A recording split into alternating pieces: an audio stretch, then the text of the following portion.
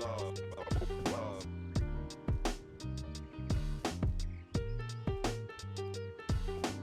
Got lots of love, love.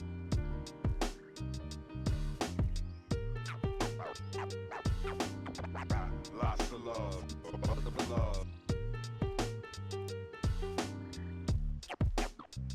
Got lots of love, love.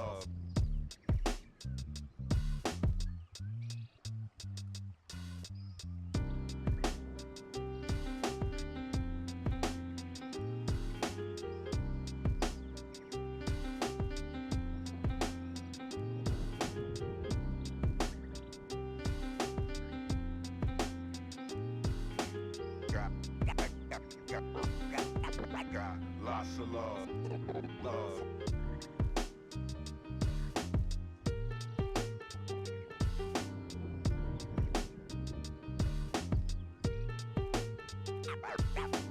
Got lots of love, love.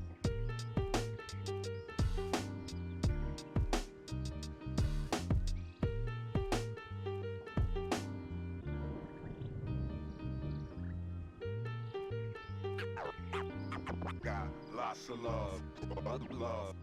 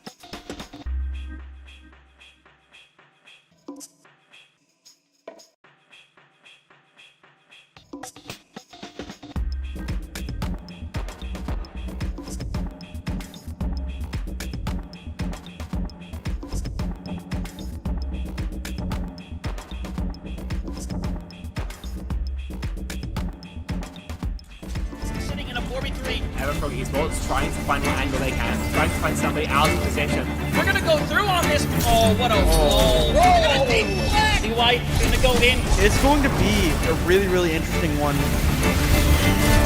Oh my god. All of this competition could be so damn close, so I cannot wait for us to finally decide who's going to be the champion. We are expecting some chaos, some great moments.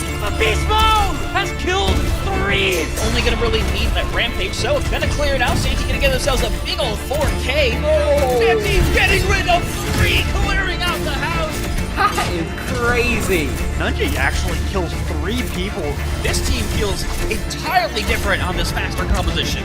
Now Saga 4 is hanging around, getting onto the high ground. Post bomb's gonna stick under Leaky. You're not gonna be able to survive it at the end of the day. Manages to find a 3K. Rio shoving this Ana into a corner. Woo! One more for the road for Rio. That is all signs go. Melophobia with 3 Melophobia. Starting the fight. They'll end the fight. Oh my god. Beagle Bus, they have to play aggressively into this energy. Popping off in a moment where you needed just that. Ruby in that backline. Oh, the flick. Looking for it. Oh my goodness. The 4th one as well. Do they get the ace? They get the ace.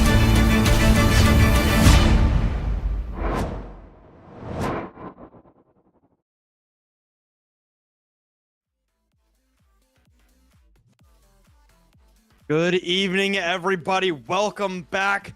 The Season 14 playoffs are nearing their end, and we are here in the NA Diamond tier to decide who moves on into the grand finals and who will have to play for that chance one more time. Queen of Diamonds versus Golden Hour in the winner's final of this NA Diamond tier. Shadow, you ready to get this match rolling? Oh, I mean, I'm so ready for this. This was pretty much the expected winners finals and grand finals in this tier for that matter. So I am not surprised to see these two teams playing for it. And you can see here how we got to this point from this bracket. So obviously the loser of this game will fall down to that losers round 4, just awaiting the rest of this losers bracket to play itself out. And obviously the winner will be awaiting the rest of them in the grand finals. But we are getting very close to the end here in this tier.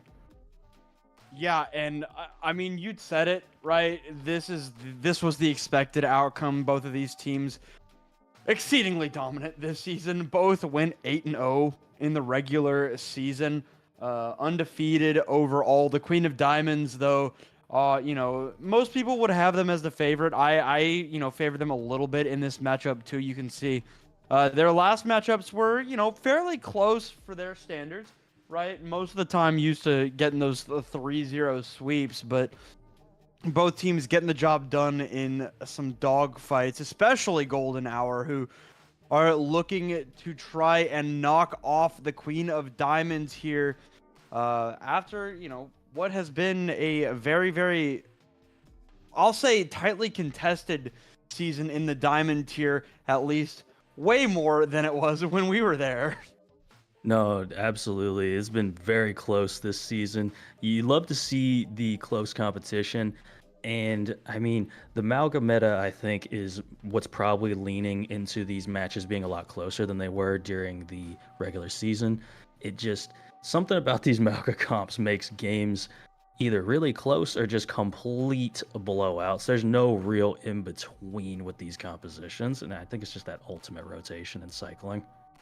Yeah, I mean, the Malga meta, it's the great equalizer, right? We're seeing it in other tiers where teams who have been, you know, okay all season long, they've been, you know, above average. They made the playoffs in the regular season, but they've come into this Malga meta in the postseason, and they have just started dominating, right? Queen of Diamonds is a team who has not really played the Malga composition, like, you know, or any, you know, veritable meta this season, right?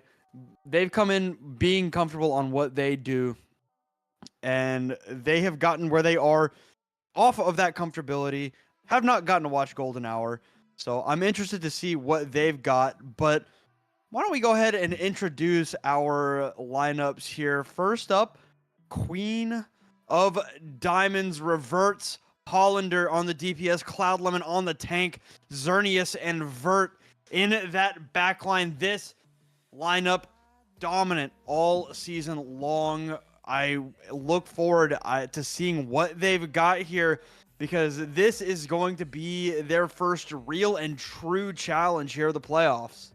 No, absolutely. And you know they're ready for it just due to this being their challenge in the midseason tournament. So I'm sure they're anxiously awaiting this matchup.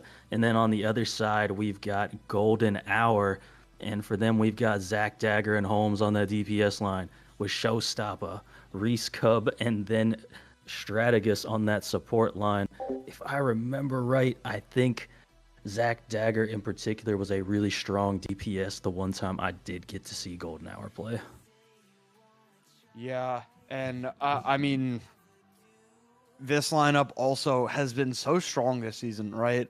Showstopper leading the way here has been excellent. I feel like this team went by a different name, because I didn't recognize the team name, but I recognize these players, right?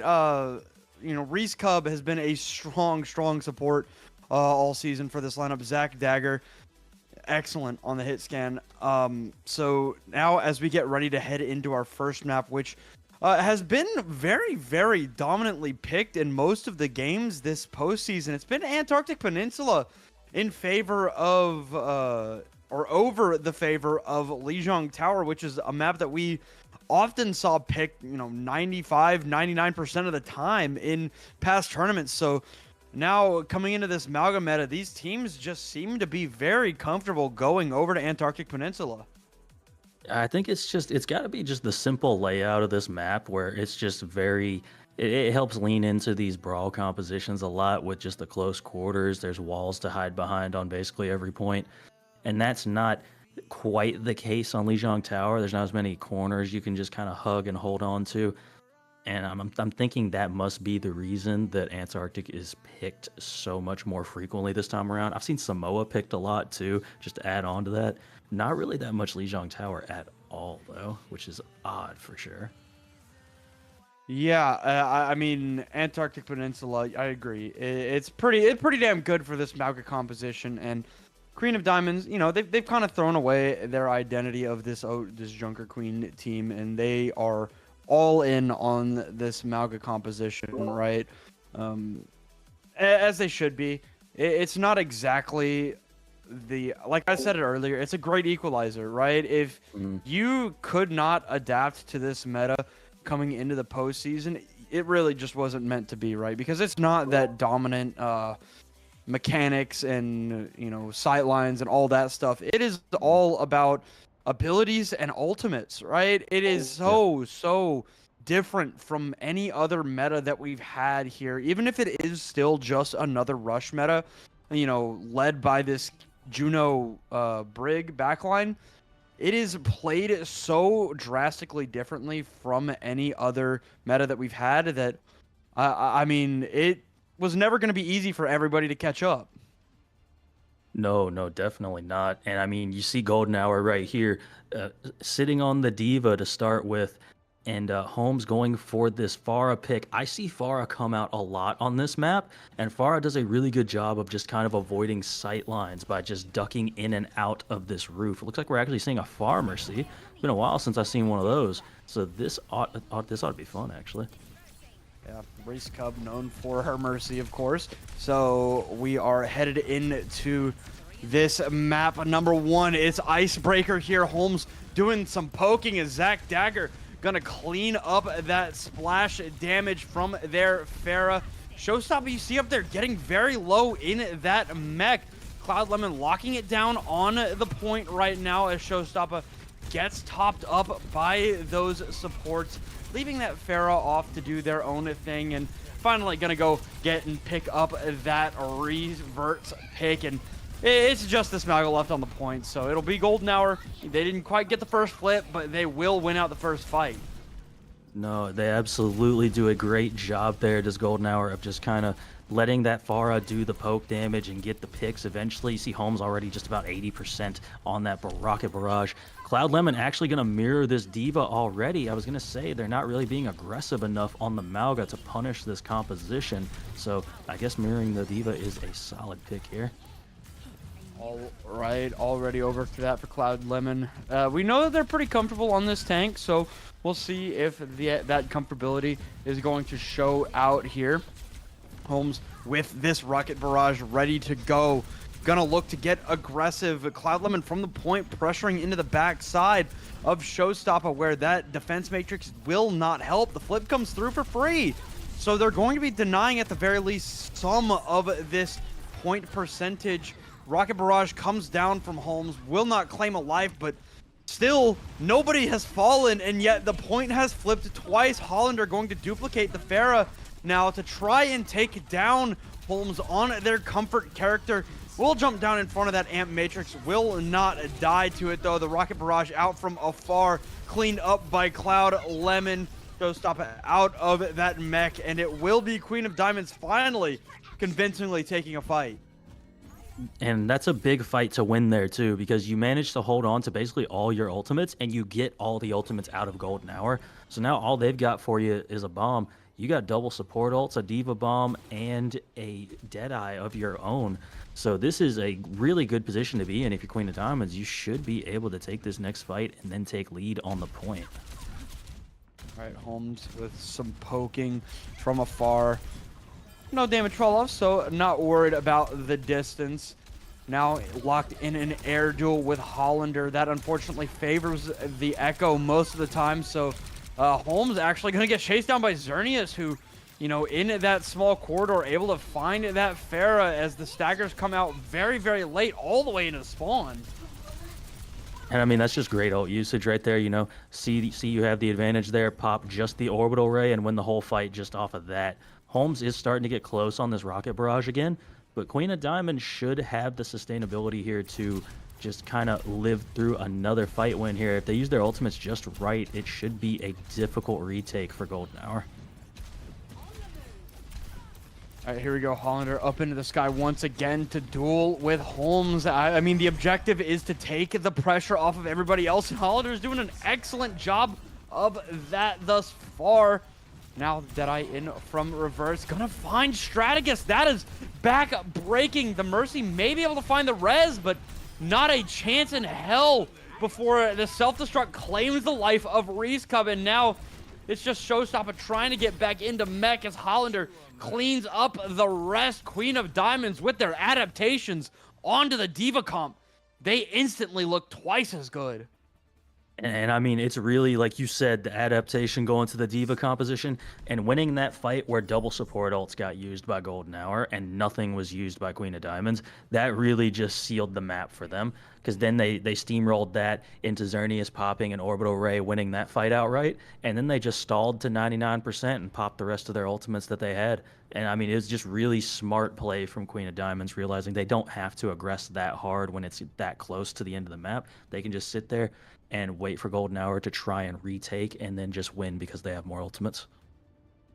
And now you're seeing another adaptation out here. I mean, Cloud Lemon going back over to the Mauga. The DPS line going to be a little interesting as Reverse heads over to that Reaper. But Reese Cub headed off of that Mercy over to the Brig now. So a little bit more traditional for this backline for Golden Hour as Queen of Diamonds goes in with a very, very close to meta composition. Reverts and the rest of Queen of Diamonds trying to walk it forward as, I mean, on the off angle, Showstopper trying to be aggressive. Hyper Ring is down and out, and as will Showstopper be, not going to be able to claim the life of this Diva just yet. Cloud Lemon just igniting people left and right, and Golden Hour they're just playing terrified right now. They cannot move.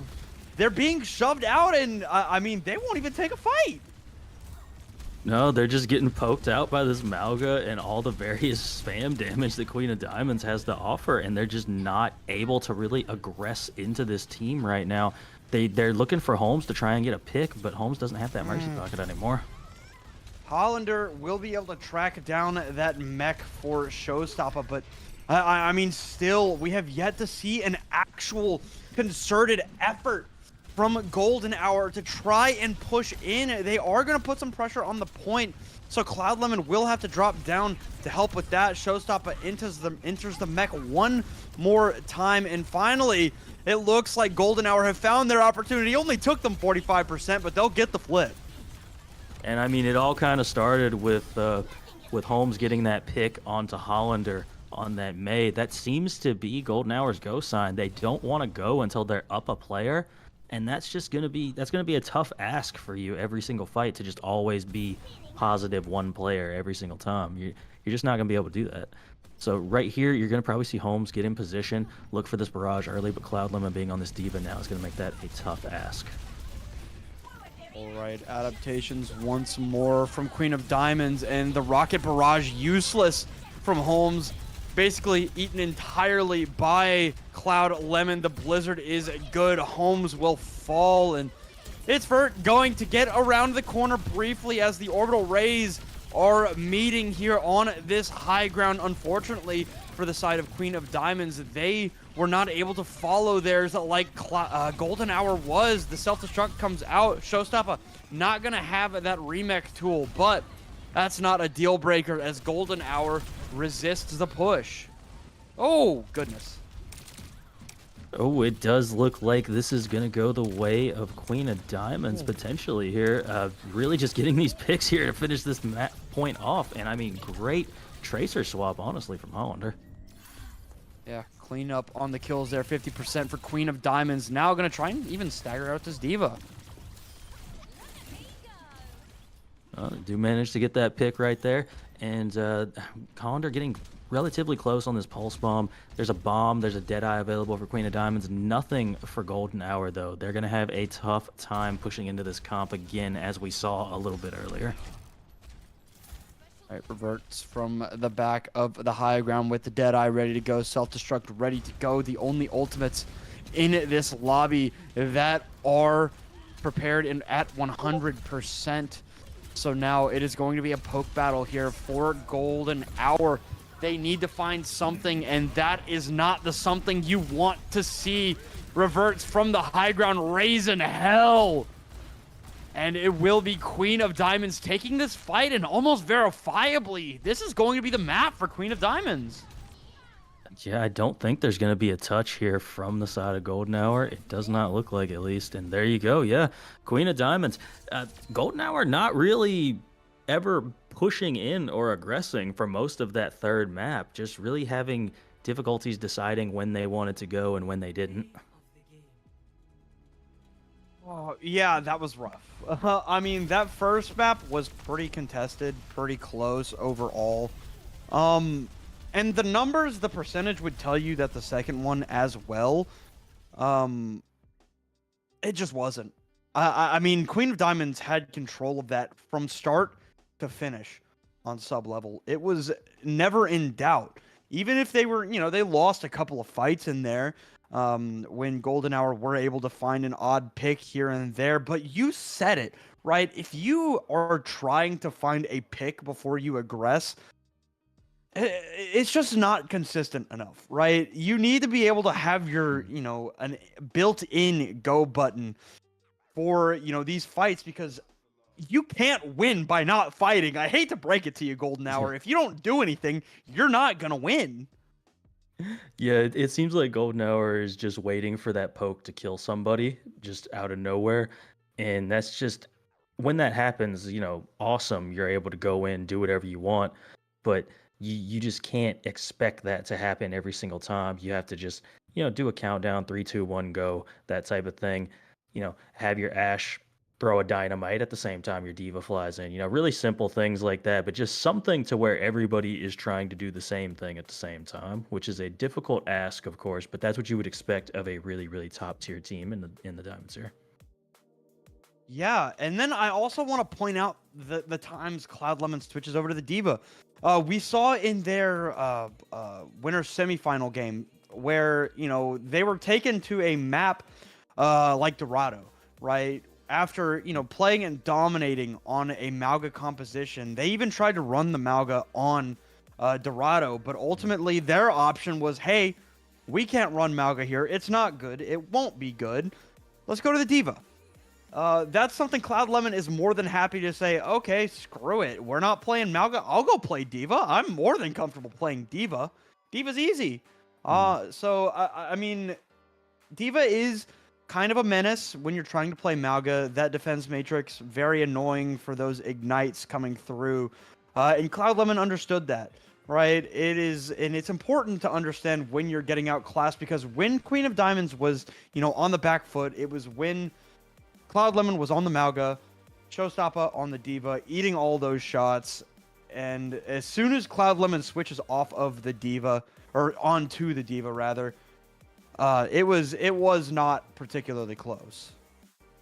No, it just completely flipped on its head, because then not only are you matching that Diva, but you're almost completely denying Holmes's value on that Pharah as well with the Diva. And like I was saying before, Holmes was the primary, opening pick getter for the side of Golden Hour. So as soon as you get rid of that, that's how you end up in a point where we're just standing there looking at each other for a majority of third point. Yeah, and now we know where we're going for map number 2. It's going to be Hollywood in from map number 2. And yeah, this is going to be rough. Because Golden Hour rely on the dive. Even where it's not very good. And when we talked to Queen of Diamonds after their winter semifinal match, they made it very clear that, okay, we'll run the dive. We'll do it. We like running the dive. So I mean, this is going to be interesting, because I mean, if Golden Hour cannot find their footing on Hollywood, oh man, it's going to be very, very difficult to see them getting it anywhere in this map. But because this is one of those maps where one of the few maps where you can comfortably leave the Malga behind in the spawn, right? Where you can go this dive composition and have it be relatively useful. But we need to see the aggression. We need to see the decision making that put Golden Hour in this spot to begin with. And I really think that perhaps the Mercy needs to come back out. Yeah, I think the Mercy needs to come back out. I like this pick. So let's get the pocket on the Pharah again, because I think that was, as soon as the pocket came off the Pharah was just getting significantly less value. And that's not what my reaction was. I just wasn't expecting a Sigma. Yeah. I don't think it's a bad pick. And I think it's going to be a wrench in the plans of Queen of Diamonds for sure. But it's going to be hard. You're going to need to rely on that Sigma to hit a lot of rocks on the Winston. Because I'm not really sure how this is going to go for Golden Hour. I agree they looked the best when they were on the Mercy last map. And you've got two excellent pocket DPS, right? In the Ashe, in the Pharah. You need to see some value out of them. You need to see some consistent value out of them, because unfortunately, if you're not getting that consistent value out of the DPS, it just makes Mercy pointless. Yeah. Because Mercy is not a hero who in a vacuum can find a lot of value by herself. She needs to rely on the DPS, right? She needs to rely on that Pharah landing the rockets, which admittedly Holmes is very good at doing, right? But Holmes needs to not be slowed down by, a hit scan adaptation from Queen of Diamonds in order to justify this Pharah. The Ashe needs to be hitting shots and massive dynamites with that damage boosted beam, right? Or at the end of the day, you see Reese Cub switch off the Mercy, because if you're not getting that value out of the DPS, Mercy is useless. Yeah, I can't agree more with you, honestly. And I think that the Ana is going to have a tough time of it on this map as well, because you're not going to have the Brigitte with you, and you're looking at a Winston dive, right? I believe Queen of Diamonds was coming out on a full-on Winston dive, and you're just going to be an Ana minus a Brig trying to survive somewhere. Yeah, I think Strategus is going to have a difficult time with this. I imagine, because you're looking at the other side. You've got the Winston dive with an Echo. You got a Kiriko that could potentially teleport in. You got the Lucio speed boosting everybody around. I kind of think Revert's potentially could go with a tracer or something here as well if they decide they don't want to stay on the hit scan. But I get the hit scan adaptation just for trying to stop Holmes from being so dominant on that Pharah. All right. It's going to be a very hard poke versus a dive here for Queen of Diamonds, with Hollander being on the Echo rather than like a Tracer or a Genji. And you see that Echo is already brutally low. Cloud Lemon as well. Just under so much pressure already by Dynamites, by shots, by rockets. Reverts caught out of position there. And immediately that's going to basically put a nail in this first fight for Golden Hour. And I mean, Cloud Lemon potentially getting caught here by this Pharah, it looks like. And it's just that damage coming in from Holmes again. Holmes and Zac Dagger, you mentioned before, they've got to be doing a lot of damage here for this comp to be worth playing. And so far, so good. But you got to keep it up for the next 3 minutes to make it really worth it. If you can get a full hold on this map, that would be crazy. All right, in for Cloud Lemon. Cannot eat up that Tesla cannon, unfortunately. Showstopper, who will drop down to the ground. But I mean, another very, very fast kill onto Reverts. And that is a lot of that longer range damage gone again for Queen of Diamonds. And I mean, yeah, they're gonna have to back up here. You don't want Cloud Lemon to die here before another regroup happens. Hollander looking pretty low as well. That is a dangerous spot to be in. And we're starting to come up on some ultimates here, getting close. Revert's getting that pick could be big time, though. All right, now re-engaged here, and there is some of the value out of the Mercy that she can get by herself. Ree's going to res the Pharah, get them right back into the action. Reverts just taking damage from all sides. Shots are good, but not enough to claim the life of Holmes for a second fight in a row. Gonna pick up one, but the dupe is out. Nothing lost there for the side of Queen of Diamonds. Probably would have lost out on that Echo entirely if they did not. Hollander very low in this duplicated Sigma form, and Reverts good for the long range kill. Now Bob going to enter the fray. Rez back out on to Holmes. Xerneas exceedingly low here. The nano boost onto Showstopper. So annoying to deal with this Sigma in the small room, and with 90 seconds that Sigma will be dealt with, but it did not come cheap for either side. No, that was a really expensive fight, but I mean, if you're Queen of Diamonds, you're happy here. You force all the ultimates out, so now we're back to just a straight neutral fight again. And this is a point where your comp is going to be way favored over the Golden Hour comp, I would think, at least. You know, we'll have to see how it goes, but I think Dive is going to be much stronger than a poke composition on this map. As long as you're placing those bubbles properly, you can really deny a lot of this value when you go in with this Winston. All right, over to Objective B here for Queen of Diamonds on their attack. Holmes with some nice little shots there. A little bit of damage out onto Hollander. Bubbled down and immediately broken, and Cloud Lemon is just so low. Not really finding much with that dive, and nobody really following up on it as Holmes continues to rocket this damage down. Cloud Lemon still extremely low, and Holmes with the flick onto Hollander claims the life of the Echo and pushes Queen of Diamonds out. And I mean, there you go. I like the swap here by Hollander going over to this Tracer. I think the Tracer can just get on top of potentially this Ashe a lot easier. And then you're gonna be in the range of this Pharah close enough where I think these pulse pistols can still do a lot of damage to that character, and you can get the cart pressure as well. Tracer just being a really good pick here with this comp. I certainly do like it better than the Echo, but now we see Cloud Lemon coming in with a dive. Gravitic Flux is up, and the cleanse is out. Only gonna hit Xerneas, but the damage too much to overcome as Showstopper tickled all the way through that kinetic grasp. Cloud Lemon diving back up onto the high ground. Holmes with the rocket barrage ready to go. Immediately gonna jump back up in the face of a rally from Vert.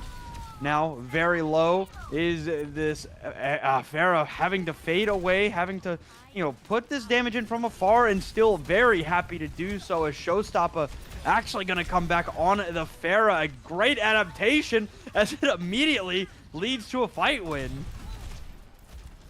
And I mean, yeah, you know, Great pick here on that diva. No, Queen of Diamonds was not ready for the diva to come out right there, and those micro missiles can do so much damage so quickly.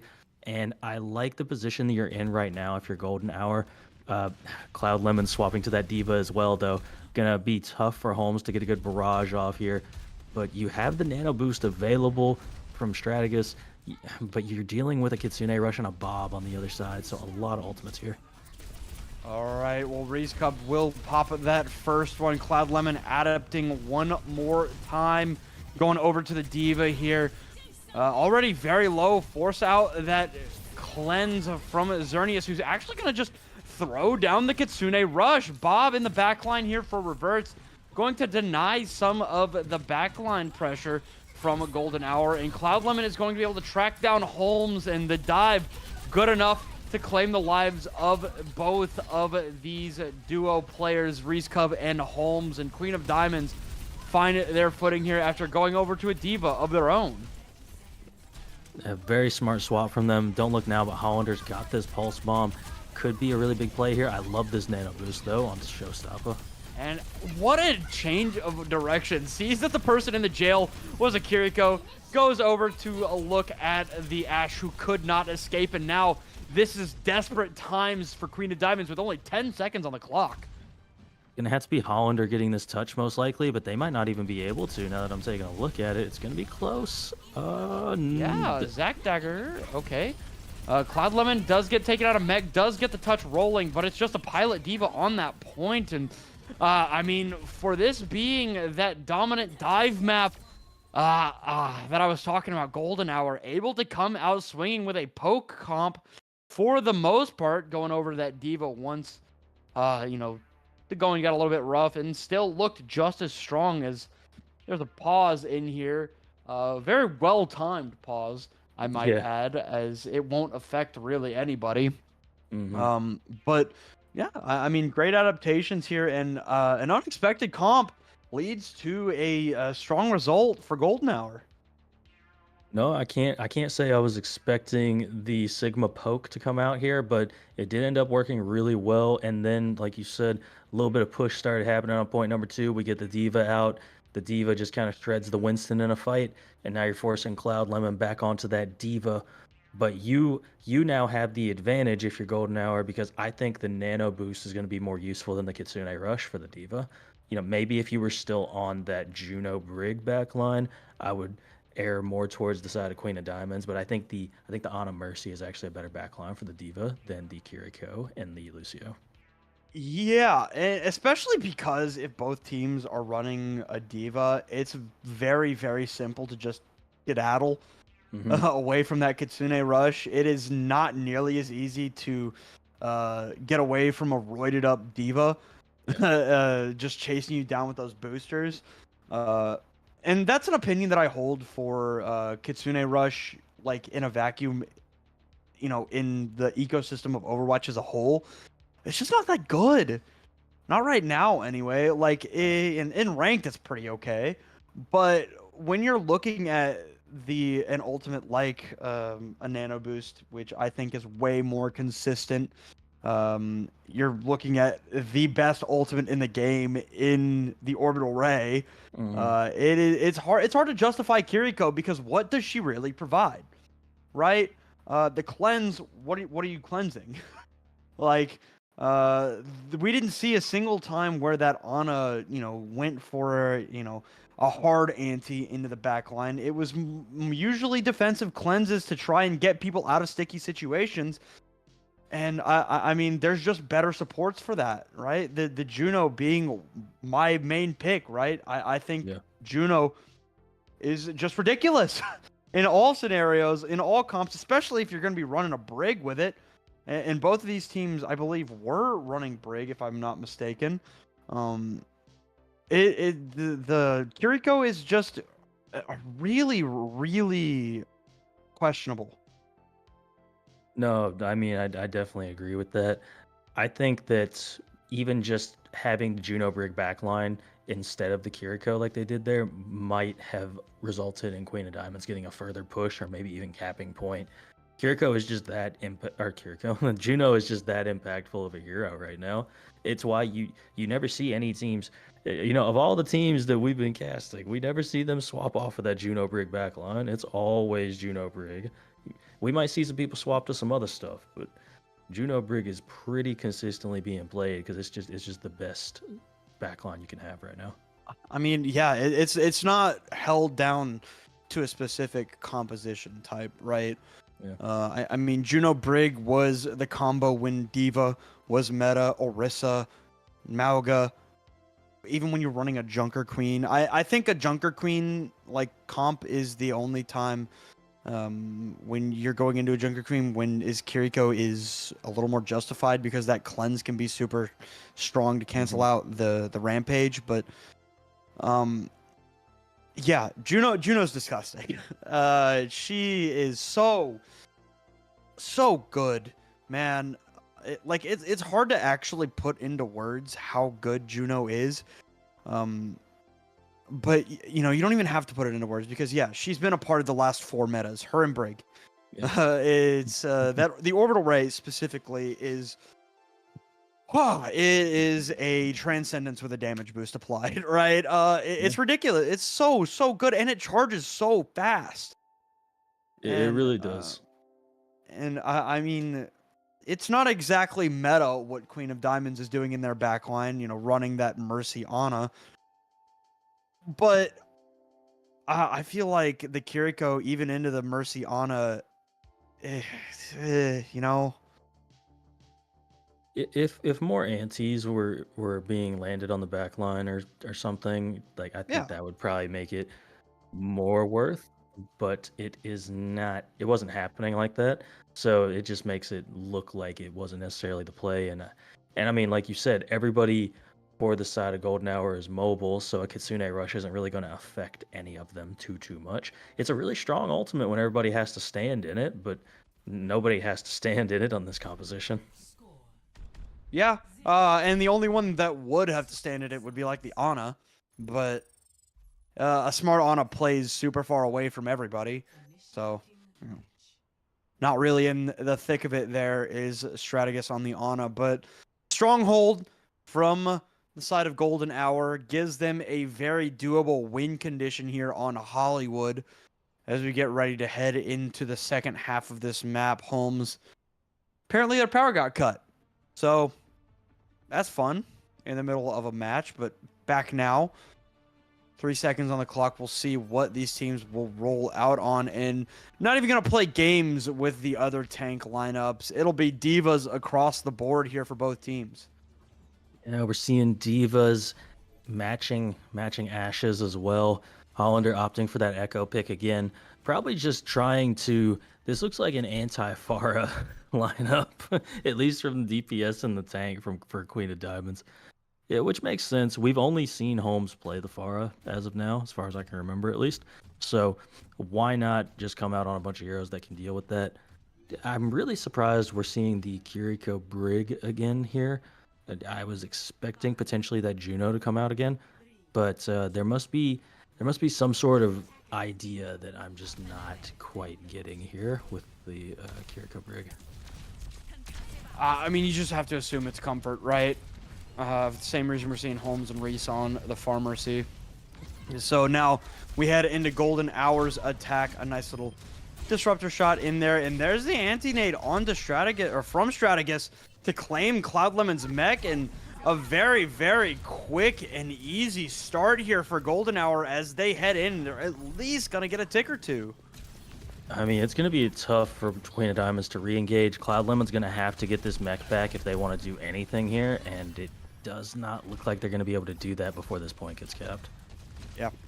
Very, very easy point capture here for Golden Hour. Cloud Lemon is back in the mech, so they do have all players accounted for here as Golden Hour looks to roll into Objective B. The high ground hold here for Queen of Diamonds. 110 meters the goal for Golden Hour. Hollander under a little bit of pressure by Showstopper, gonna jump up into the sky, reverts very low, was on fire for a moment. Now Hollander the one trying to take the bullets for their Ash. Both will get healed up, but Reverts and Cloud Lemon taking these shots from Zack Dagger. But with Showstopper losing out on the mech here, it's going to be very, very difficult to take any meaningful fights here for Golden Hour. And that's what you really needed if you're Queen of Diamonds. You needed to win a fight here just to stop this cart push. 5 minutes basically on the clock right now, and you need to take as many fights as you possibly can. Holmes getting on this barrage right now. Cloud Lemon needs to be ready in this mech for this barrage that's about to be incoming, and you can't play too passively here because this cart could get there before you know it. All right, well, a little bit of cart contest. Showstopper just hawked down there, able to survive, but Reese will not be so lucky, and unfortunately, she can't res herself. So, I mean, they're just going to have to do without and try to live here if they can. I mean, yeah, that is tough. If you're deciding Golden Hour, just continually getting picked in your spawn here. Now the ultimates are coming in the favor of Queen of Diamonds.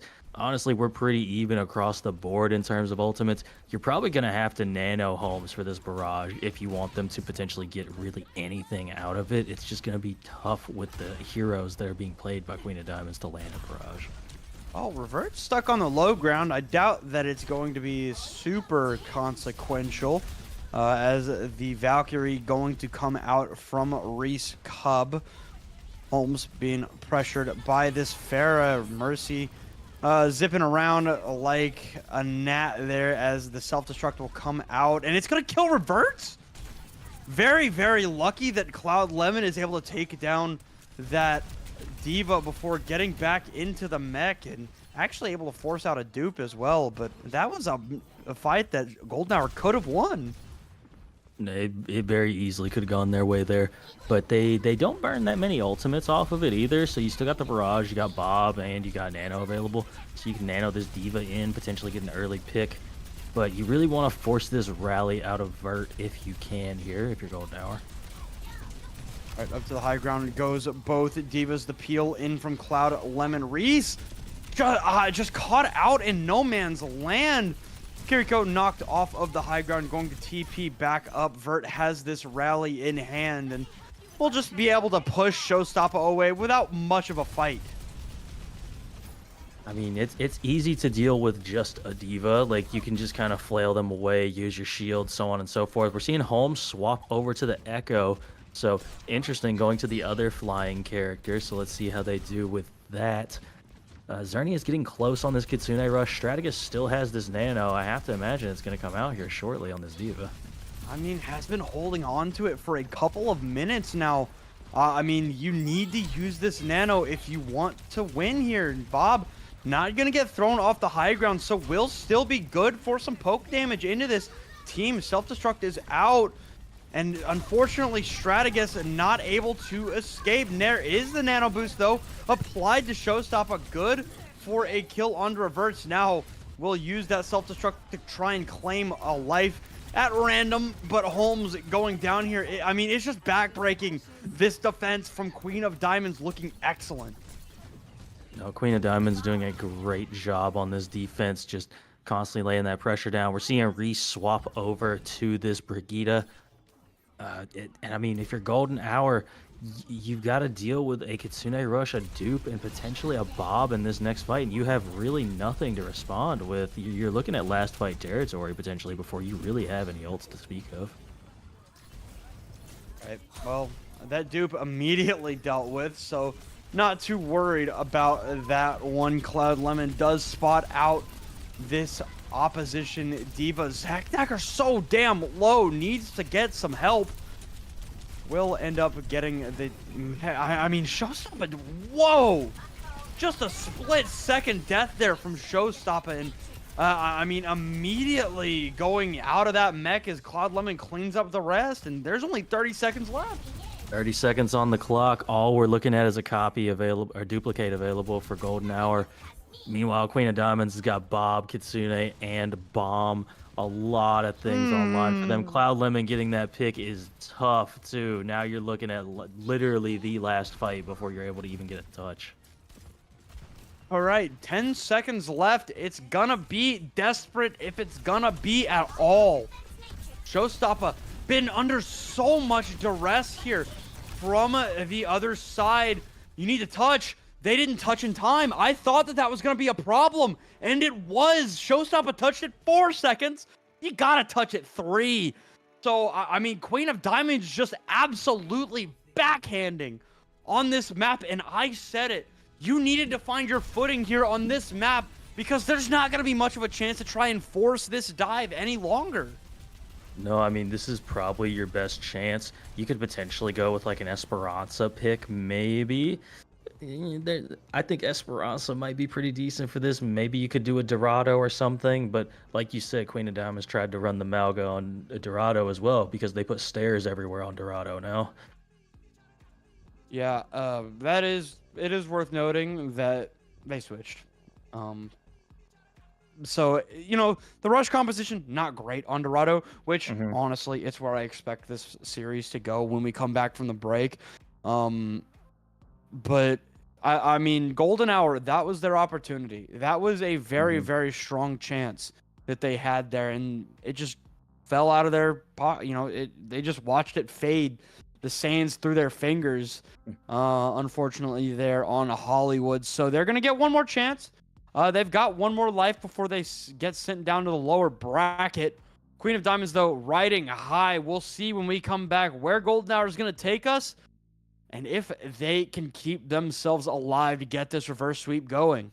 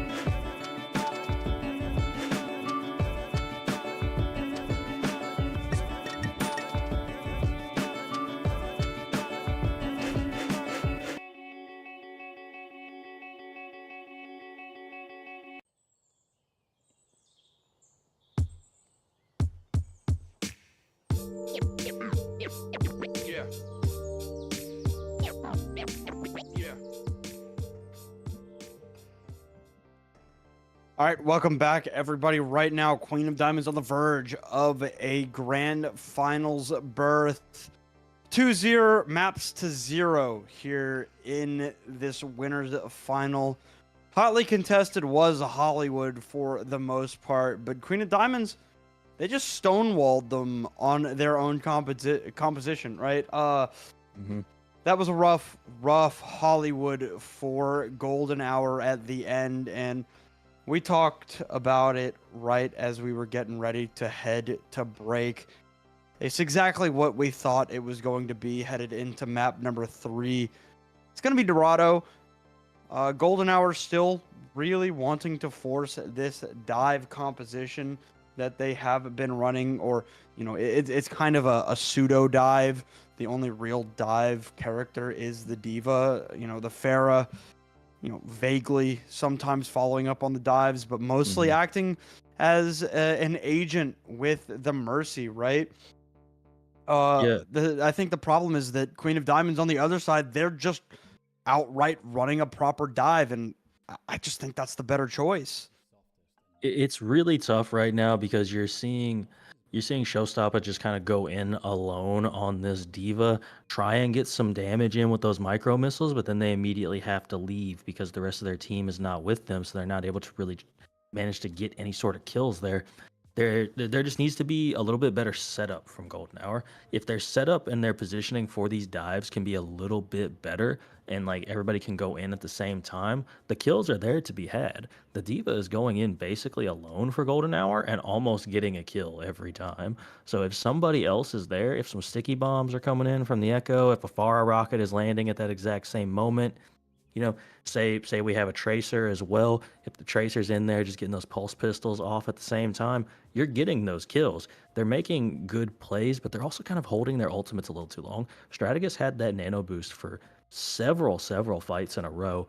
And I think if in any one of those fights, when your Diva and Showstopper dove, you just nanoed them there, you may have managed to win a fight off of that. You just needed to time it to where Vert did not have the rally to respond to it, which there were some opportunities for that to happen.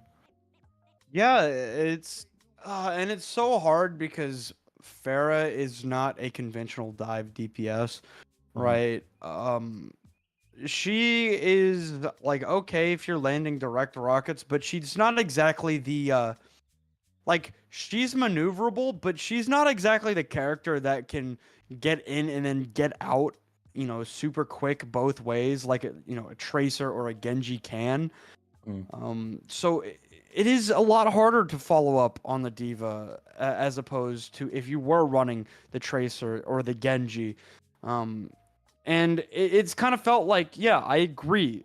Showstopper has tried to be a solo agent, and with the way Queen of Diamonds likes to play their compositions, they're happy to just receive this Diva alone. And I mean, we saw it, 3, 4, 5 times, just how fast a lonely Diva's mech can go away.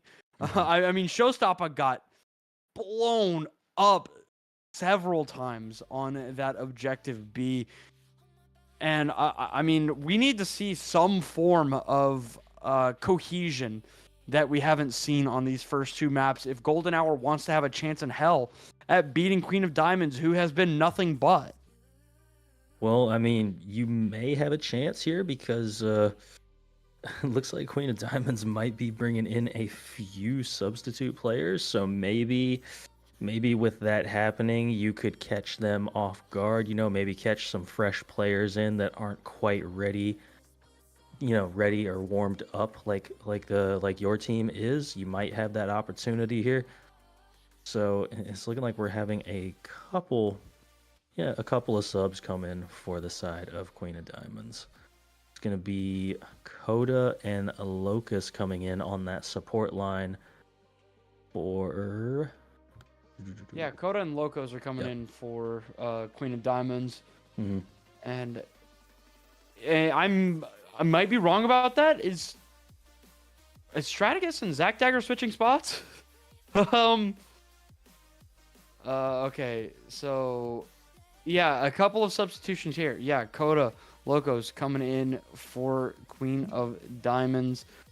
looking to change it up a little bit here for Dorado. I mean, this might just be get the backup some playing time, right? Yeah. You know, this is an important game and they're up 2 maps. Why not, I suppose? And that is a reason why I would argue against that, is that this game is so important because, Yeah. I mean, these first 2 maps have been incredibly close, and on the off chance that Golden Hour is able to, like, there's a very real chance that they could take this map, and we might very well see, you know, a snowball with this momentum moving forward. And yeah, I was right about that. They moved around in the lobby. Yeah. Devin, Strategus, and Zach Dagger all moving to different roles here for Dorado. Strategus onto the tank, Devin onto the DPS, Zach onto the support. So both of these teams doing some shuffling before we head into Dorado. And I mean, it could very well just be that they want to see that Strategus is just like, I want to play tank now. Let's figure this out.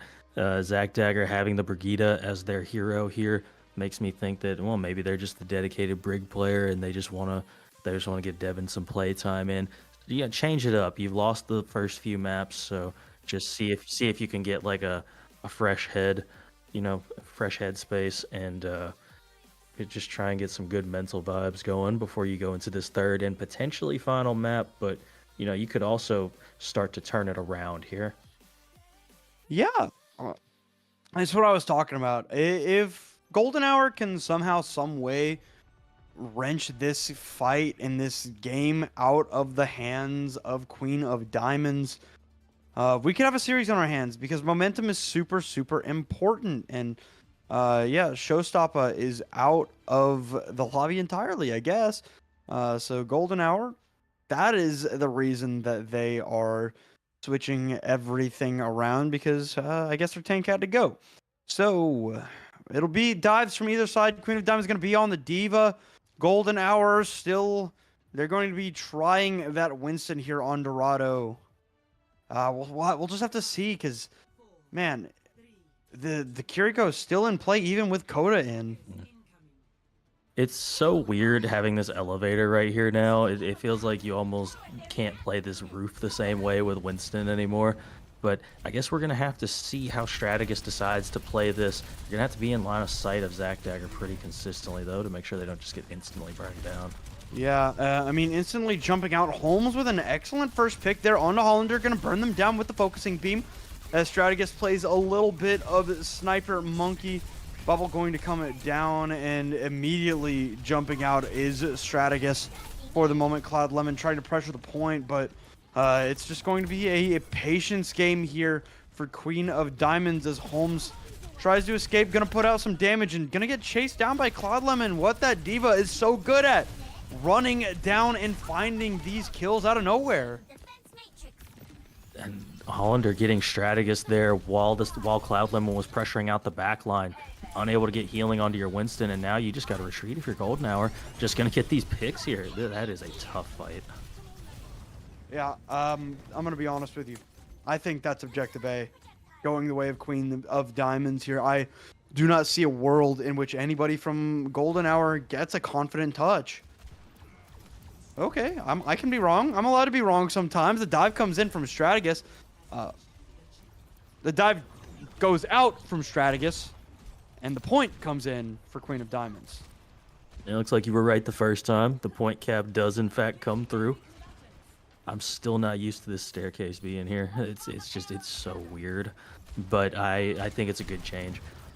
But we're just kind of seeing Queen of Diamonds just continually stagger these picks out.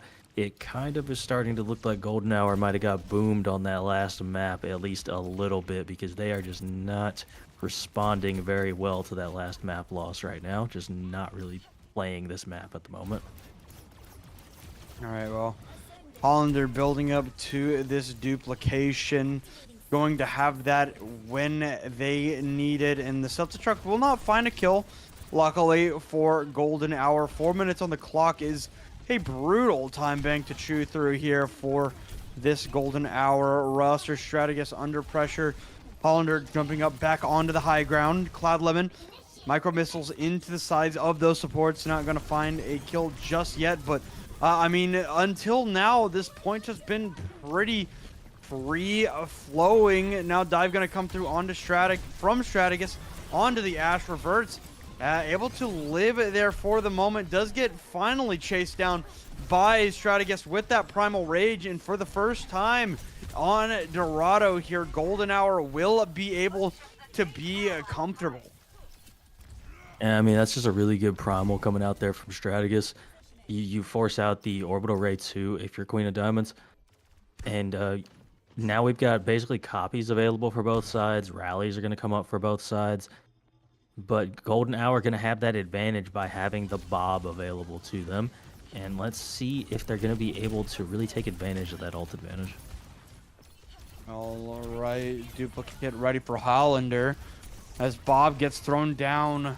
Not sure where our big Omnic friend is at, as the duplicate is certainly going to be coming in here.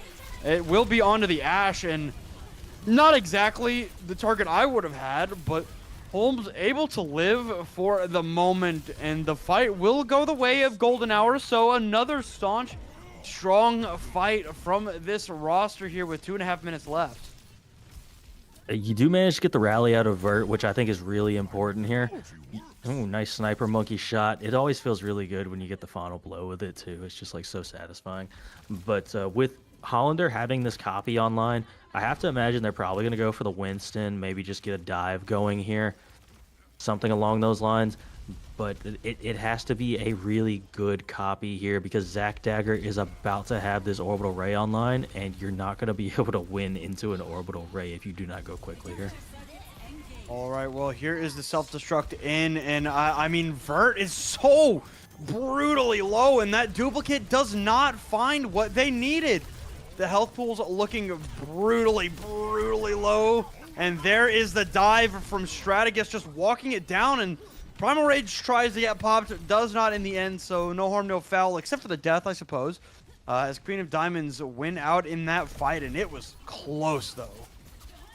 Oh, that's tough to not be able to get Primal off right there. I think Primal gets like a 2 or a 3K at least in that moment.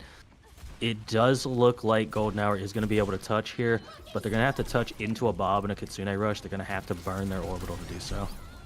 Well, that Orbital Ray is going to be more than enough to win this fight out, and they will build up to a bunch of these ultimates late. So those ultimates that Queen of Diamonds have got, there'll be no problem as Golden Hour continues to roll on the defense. I mean, it's the same story of what we saw on Hollywood, honestly. Second point was really solid hold for Golden Hour, and we're seeing that happen again. They're doing a really good job of playing this dive comp right now. You need to be on the lookout for Hollander on this Tracer, though. They're going to be able to get the cart pressure on, and somebody's going to have to stop it from happening.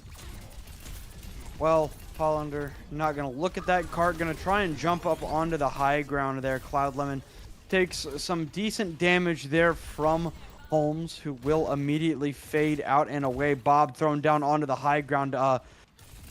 Bob is off in Narnia. That is going to be an awful Bob. And now the duplicate is out from Holmes, who is just going to be able to put out some decent damage if they could see anybody, I suppose.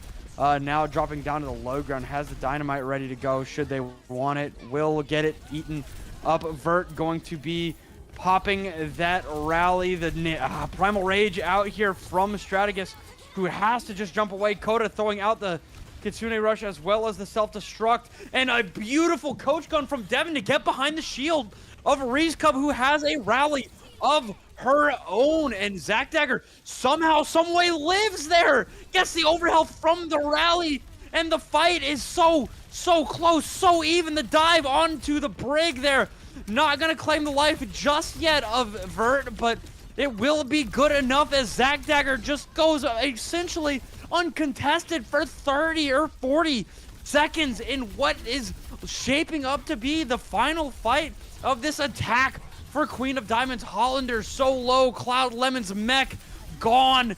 The pilot Diva will be dispatched of here very soon. 91 meters is where Queen of Diamonds will stop on the defense, and the Winston looked unstoppable. I mean, I always say I think the Winston is a better pick than the Diva. You just have to play it better. It takes a little bit more positioning than the Diva does. The Diva just kind of gets to exist and throw that defense matrix up and just be alive. With Winston, you really have to place your bubbles properly and just dance around them perfectly. And Strategus doing a really good job of that on that round. And let's see if they can continue that because I saw Queen of Diamonds. I saw Coda swapping to that Juno there towards the end. And if that does happen, this is gonna be a really tough fight to win for the side of Golden Hour because I really think that's having that Brig Juno backline. If your Golden Hour was making all the difference in the world for you there over the Kiriko. And so now with that being even, the difference is going to have to come from somewhere else, I think. Okay, so that adaptation will be coming through on the defense. Coda over to the Juno here. I mean, at some point, you've just got to recognize and cut your losses. When it comes to attempting to play that Kiriko, she's just not as good as Juno is at the moment. Right. So, a couple of differences between these teams. It'll be the Tracer versus the Echo, and the Diva versus the Winston once again. Both sides running that Juno. Reverts is already so low. I assume it took a shot there to the head from Reverts, and Cloud Lemon now on this low ground, trying to contest the objective. Gonna take some decent damage by those sticky grenades of Holmes, who, not able to follow up any longer there as Cloud Lemon goes way in and cleans up the Winston so damn quickly that Golden Hour essentially have just got to wait. That was kind of crazy. Strategus just kind of got left alone there on point and just instantly died.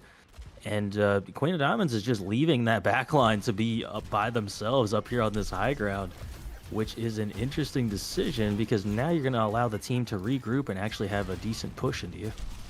Well, now there is the dive from Strategus. Devin under pressure, but both supports more than happy to help out with their Ashes issues. Cloud Lemon, DMAC'd, taken out, killed Tracer in the backline.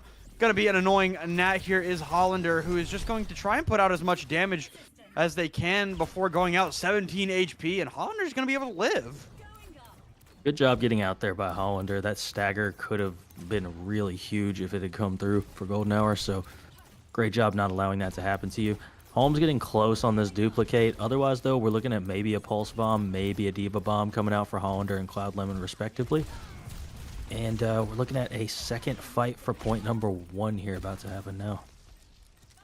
Reverts trying to find Holmes on this Echo, who a couple of nice shots there. Holmes does almost have that duplication. Strategus just, I mean, under so much constant pressure there. Hollander does get traded out, but both of those characters will be back in the fight in roughly the same time. And it's tough here when you're Winston.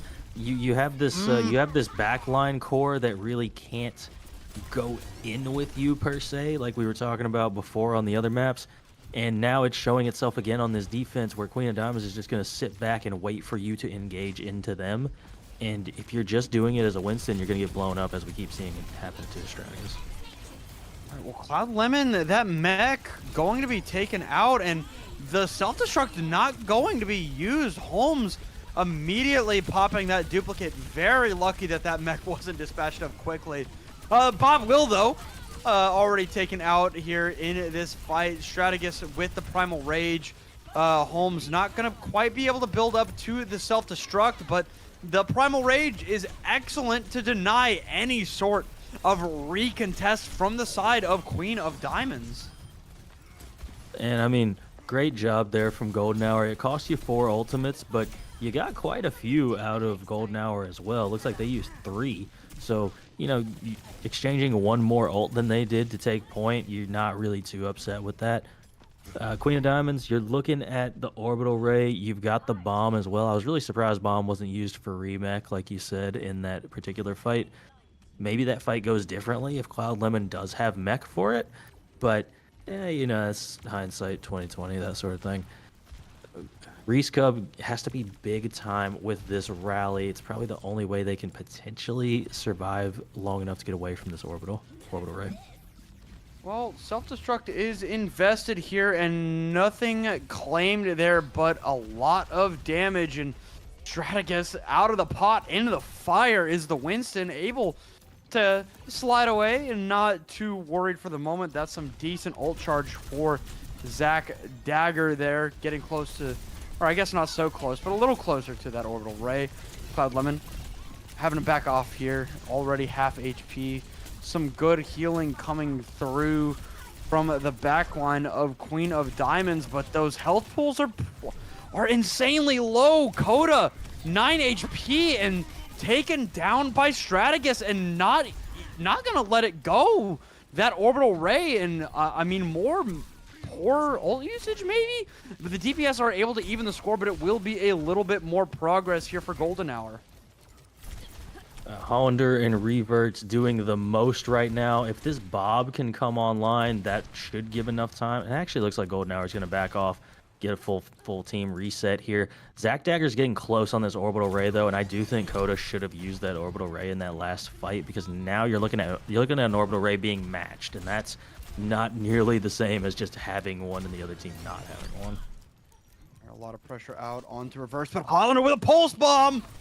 Now, I mean, not even going to need to use any other ultimates. Hollander, 55 HP, able to slide away. But without that Juno, it's going to be rough for Golden Hour trying to go in. While I say that, they get rid of Reverts and Cloud Lemon's mech. Cloud is going to fall. Now, trying to jump on, but Hollander doing everything in their absolute power to keep Queen of Diamonds in this fight. This Tracer just doing the most right now from Hollander. You see them positioned on that high ground, about to go in for that back line again, and this duplicate needs to come out here. And it will. On to the Winston goes. Holmes double Winston in from Golden Hour. I can assume that they're going to have 2 Primal Rages. Well, maybe not. But with 30 seconds left, that's Orbital Ray, Rally, and Duplicate, and Primal Rage out of Golden Hour. So it will be a Bob versus a Rally for the final fight of this map. And don't look now, but Hollander just about has Pulse Bomb again, and we saw last time they got the kill onto Zach Dagger. Strategist swapping over to the Wrecking Ball just to get this touch here. Maybe they can get some disruption as well, potentially catch out a player like Reverts on this Ashe with the Wrecking Ball. Depends on if their tech is really good with the ball or not. All right, well, Strategist not going to make that same mistake as to touch at 4 seconds. Bob down. Coda falls here. Reverts, trying to shield dance. Does a little bit of damage. Good for Devin. 2 dead, 3 dead. Reverts comes in with 2, but Bob still being a menace to society. Reverts needs to live, but just cannot. Hollander does not touch Golden Hour. Not done yet in this winner's final. They just narrowly take it out there in the end. It really looked like it was about to go the way of Queen of Diamonds, but just, you know, shout out Strategist. You were on support for the first 2 maps. You come in, play this Winston, which is not an easy hero to play, and you do a great job of just kind of leading this team to success here on this map. Shout out Zach Dagger as well, you know, and shout out Devin. You know, all these players coming in, swapping roles, if you will. That's not an easy thing to do mid-match, and they did a really good job of it here. Yeah, and that's not to mention, right? We saw Golden Hour. I'm not going to make any, or rather Queen of Diamonds, I'm not going to make any assertions as to why they subbed in the backline that they did here for Dorado. But if it was for what I think it was, and that's just, you know, letting the backups get some play time here, that might have been, you know, a mistake. I mean, they had a lot of momentum after winning those first 2 maps, and I mean, I'll be honest with you, Golden Hour looked boomed early in Dorado. They looked like they did not want to play, but slowly but surely they clawed their ways back into Dorado, holding it strong on the defense on objective B, and they ended up winning the map. And now Golden Hour's like, wait, we can win this. So now, I mean, this is entirely up to them. They write their own destiny. But with that being said, we know Queen of Diamonds likes to play that Malga composition, and what's left for us? Clash Point and Push. That's the only 2 game modes left. There's surely this is gonna go to like a Clash Point map. One of them, take your pick. Any one of them will work really well with the Malga composition. And I get the feeling that Queen of Diamonds is gonna do their best to try and force that comp onto Golden Hour. Yeah, we do have our selection though. Going to be new Queen Street, which I will say, not the worst in the world for what Golden Hour wants to do, right? There is some decent high ground that can be taken advantage of. Admittedly though, with Strategus on the tank, we haven't seen them on any other map besides Dorado, right? So we don't really know what they've got in their pocket, right? You know, Strategus, I believe, was the DPS player, right? If I'm not mistaken. They run Ana on map. On map Okay, number yeah, 2. no, you're right. You're right. I'm stupid and dumb and an idiot. But regardless, right? Mhm. As a substitution has come in here, and Xerneas will come back into the lineup for Queen of Diamonds, we don't know what they've got, right? Because Strategus, not the normal tank player. They don't play the game from this role very often at all. So they're a big question mark, I feel like, even to themselves, right? So coming into this new Queen Street map, if they want to run the dive again, I don't see why that would be a big issue, right? Or hell, we could see a rush. We could see the Malga come out here on new Queen Street, because new tank, hey, new lineup, new comp potentially. That could definitely happen. I mean, Malga isn't that difficult to play. You kind of just the thing I've seen that differentiates people from being really good at the Malga comp and not is just, are you going in with those charges and the stomps and just comboing things with that particular play? And if Golden Hour can figure out how to aggress properly with that Malga comp, it's not hard to aim those chain guns. It's not hard to use cardiac overdrive at the right time. So I think if Strategus can manage a Winston that well, there's no reason Strategus can't also manage to do a Malga just as well. Yeah, I agree, right? Because we call this Malga comp a rush comp, and don't get me wrong, it is, but it holds some striking similarities to dive comps, right? Your engage tool is that stomp, is that charge from the Malga, but much like a Winston dive or a Diva, you cannot go in alone because you will explode. Unless you have your Reaper, your Echo, or Genji or what have you, whatever DPS you're playing. It is going to it's going to be hard to get that value. So yeah, I agree. If you can manage to run a dive as effectively as what Golden Hour ran on Dorado, I don't see why they couldn't be effective on this Malga composition on New Queen Street. If that is what they are going to roll out on. That's a big if, because with Strategus on the tank, like I said, massive question mark. I mean, we know Holmes and Devin, their 2 heroes that they picture are their favorite heroes are Echo and Reaper, respectively. We just saw the Juno Brig backline work incredibly well for them on the last map. I mean, I think it seems like that should be your pick here, if not just going with I was saying not just going with the Winston dive again. That would be the only other thing. Yeah, so, I mean, Queen of Diamonds, they're just going to opt to not run the Malga Rush, which, I mean, I wasn't expecting that, frankly. A little bit surprising on that end, but I mean, I think that just makes Golden Hour's choice to come out on the Winston that much stronger, right? I mean, they have shown that they matched up well into this Diva dive from the side of Queen of Diamonds, so we will just have to see as we head over to the bot. Cloud Lemon meeting with Strategus by this hockey player statue. Gonna dive in immediately. Shoved out by Vert pretty quickly with that whip shot, and some pressure being put onto Devin. Good job staying alive there. Cloud Lemon has been known to pick up some insanely fast kills. That bubble went away so quickly as Hollander comes in with the backline pressure, forced to use the recall. Only 100 HP left in the tank, and without Strategus, it's going to be rough for Golden Hour to win.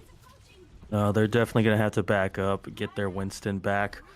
It's just the way that Queen of Diamonds is playing this, they're just waiting for Strategus to engage right now. And with you not having a tracer or just something that's going to apply pressure from a different angle, you're just going to end up with 5 players staring at this Winston come in and just immediately try and blow them up. All right, second fight, in my opinion, one of the most important of the push game mode. Strategus very, very low there. Not going to be able to land that flashbang onto Cloud Lemon, who is going to throw out the self-destruct. And I mean, that is an unfortunate pick on to Devin. Strategus needs to live. The jump does not go very far at all. And now the go button is just constantly being pressed down for Queen of Diamonds. And I mean, yeah, it's like I was saying a minute ago, there's not really an off-angling threat right now. So yeah, if you're just gonna stand main and take a bunch of damage, you may as well play something like this Ramatra here. I definitely agree with this swap from Strategus. You need something that's gonna be able to absorb all of this damage if you're not gonna play a hero on the DPS line that goes for an off angle that forces attention away from your tank. Well, Hollander invested that pulse bomb very early. Checkpoint going to be broken here for Golden Hour. Nobody, you know, going to be able to take advantage of the close spawns as Devin pops that Deadeye. Could find a bunch of damage and one shot into the side of that D.Va mech after the fact. And I mean, that fight happened so quickly that nobody gets to take advantage of the close spawn. I mean, that's one of the best Deadeyes I've seen in a while. I can't believe it worked.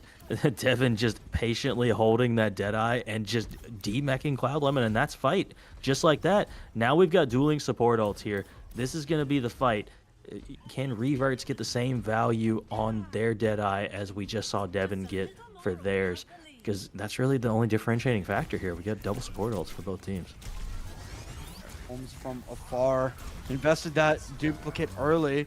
Now we're going to see the Deadeye in, and a great job escaping and getting around the bot. Living that Deadeye, weathering that storm. Orbital Rays rallies all over the map, and unfortunately it's Queen of Diamonds that are unable to follow their Orbital Ray into the fight, and Strategus following up, kills 3. And I mean, there you go. It's basically what I was saying earlier about all that aggression going onto the tank. Well, now all the aggression is going onto a tank that can deny, what is it, like 75% damage, I think Ram can deny if they're blocking. And here we go. We got an even fight right here. Both teams with checkpoint. Strategus probably going to have to pop this ult if they want to live. Maybe not here. They don't decide to press their advantage. Pulse Bomb out. Reese Cub eats that there. Cloud Lemon 2 with the fireworks, and Queen of Diamonds going to be able to break this push from Golden Hour. After Golden Hour, you got 0.05 meters. I've been in a game that has been won having a 2-meter advantage on this particular map. So I can see this going the way of Golden Hour if you're just smart and use your ults properly here. You've got 2 right now. You got Deadeye. You've got this Annihilation online. Yep, 2 incredible ultimates. Devin has been electric with the Deadeye thus far, putting some damage out. Devin popping that ultimate, and Xerneas is potentially the best pick they could have chosen. Now getting aggro, trying to take down reverts. Devin rolls back, gets whip shot back, and I mean, that is just a heads-up play from Cloud Lemon to shove that Cassidy back into the fight, but Strategus is not done with you just yet. Bot will be going back the way of Queen of Diamonds, but Strategus, you might need to bail. Yeah, Strategus definitely needs to get out here. This is tough too because Queen of Diamonds has been flipping the point this entire time. So you're going to get this stagger kill onto Strategus. And this is going to result in a really good push for Queen of Diamonds because this point doesn't have to flip. It's basically already there. Yeah, they're going to get very close to capturing this objective a second time, and they will get that one done. So they will take the lead as well as, you know, it was only 2 meters to begin with. 97% to this self-destruct for Cloud Lemon. Only ultimate on the other side is the duplication from Holmes. Deadeye from Reverts. And, I mean, going to look for Strategus if they can, but that ultimate will fade away rather swiftly. Trying to find something else with this. Not exactly where I would have gone with that if I was Holmes there, but able to weather the storm and survive. Zac Dagger very low, but also very close to their own orbital ray, but will not even get a chance to build up to it as those health pulled way too low, and Queen of Diamonds continue into the back half of this point. Oh, and this is the tough fight to lose if you're Golden Hour, because now you're looking at Queen of Diamonds potentially getting up to that 100-meter mark. Hollander getting that pick onto Holmes. You're just continuing to stagger these kills out. And Golden Hour looking like they're going to engage just down Holmes potentially. They've got an orbital ray though, so it could still be all right if they use that ultimate just in time. So denying the 100-meter mark here, unfortunately, Strategus's fists do not go halfway across the map as they would like, but hands to my head, how does that happen a second time? Very lucky that the Deadeye trades Xerneas again, but they need to help Hollander. Deadeye, or rather the Pulse Bomb out from Hollander, will get taken down by Devin, so going to be able to get back across the midway point and get that Tracer out of Holmes's hair. And this is actually a really good spot to be in if you're Golden Hour. If you can start getting this cart moving, you've got both of your support ults. It looks like Queen of Diamonds is going to try and force those support ults right here at this checkpoint. Strategus maybe looking for the Annihilation, and I mean, it's going to be rough. Yeah, nothing going to come out of that Annihilation. Just playing it safe here, putting a little bit of damage into a barrier, but that is all that's going to come out of that. But the orbital ray will be brutal. It is a brutal ultimate to go up against if you cannot mirror it and lead. Belongs to Golden Hour with 2 minutes on the clock. This has been a back and forth affair so far. And really, now you've got Holmes with this copy up and online again. Xerneas getting close to this orbital ray, but we're already at 115 meters for Golden Hour. They're getting super close to the end of this map here. Strategus aggro here, holding the line, trying to find something as the rally is invested. The Cassidy chase down Strategus, though. The healing is excellent, and the orbital ray does come down, but Queen of Diamonds has left one player alive on the point. The orbital ray, useless. The self-destruct has got to kill 5. It only gets 1, though. Now the duplicate out from Holmes will have a self-destruct to zone very, very well through this fight. Will build up to that ultimate. And I mean, Queen of Diamonds will come out of spawn, but reverts, claimed by the self-destruct. Now, Annihilation in from Strategus as Holmes, and Strategus raise hell on the point. And even with the subs, be damned, Golden Hour takes us to a map number 5. We are going the distance. Strong, great performance from Strategus in particular, just realizing early on that they can't play the Winston because of, like I said, that frontline pressure was just coming onto them. Well, all right, I'm going to play a tank that wants the frontline pressure to come on to me. So here we go. You've got the Ramatra just coming in, fists punching through like 3-4 players at a time. That's what happens when you try and focus down this particular tank. And you've still got the Juno Brig backline, so you're able to match those support ultimates. And just great timing on those ultimates from Golden Hour throughout that entire map. It looked like Queen of Diamonds was about to take the advantage there. A little bit of over-ulting on their side when they had the advantage. And then it just turned completely in Golden Hour's favor. And now we're going to a map 5. I can't believe that happened. That is an odd thing to happen. The oddest thing to happen recently, I could say. Yeah, and you know, I can think of one mistake in particular that pushes Golden Hour to this win, and it is the unfortunate late orbital ray from Xerneas right at the end. Because that is an ultimate that if you time it right, even early, that is a fight winning ultimate that you only need to use one of, right? Unfortunately, by the time Xerneas called it in, they had built it up like a minute before that. By the time they called it in, 3 people were dead. Yeah. And I mean, Orbital Ray is the best ultimate in the game, but there are so few ultimates that are miracle workers, right? And Orbital Ray can only do so much. It can't bring people back from the dead. So now, as we head into our second and final break of the series, Queen of Diamonds is going to have their final map selection. It's going to be Clash Point. We'll see where we go for map number 5 and which of these two teams moves on to the grand finals of the NA Diamond tier.